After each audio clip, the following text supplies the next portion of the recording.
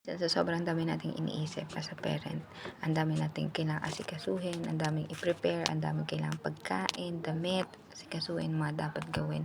Dagdag nyo pa yung trabaho ng mga nanay na magtatrabaho, may work pa siya, 9 hours duty, nakaka-overwhelm.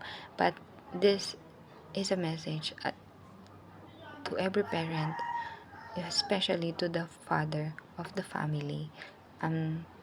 I'm appealing to you na lead your family spiritually. Hayaan nyo ang Panginoon ang tulungan kayo. Open your heart, open your mind, na i-lead ang pamilya nyo spiritually. Kasi yung mga bata na yan, gagraduate sila, makakagraduate sila, magkakaroon sila ng diploma. Pero when they go out in the real world, ang hawak-hawak na lang nilang sandata is spiritually. Kung ano yung mga natutunan nila sa mga young age nila, during their young age, yun yung bitbit nila when they grow outside, when they go out outside the real world.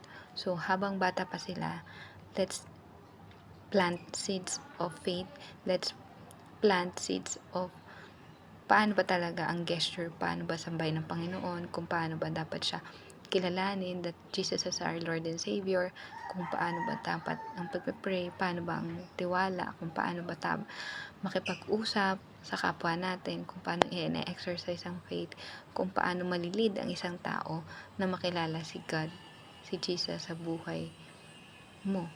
Kung napapansin mo na you're feeling na hindi ikaw ang karapat-dapat na magturo about spiritually, no, the enemy is trying to deceive you.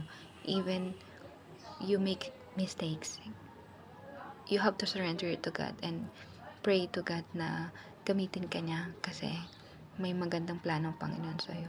All you have to do is to surrender and gamitin ka.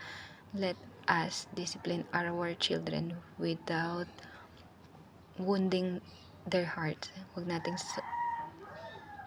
sugatan yung mga puso ng anak natin kasi they are little souls kung saan nakatingin sa atin, and any word na masasabihin natin, it will crush their souls, it will wound their heart, and as much as possible, iwasan natin yun.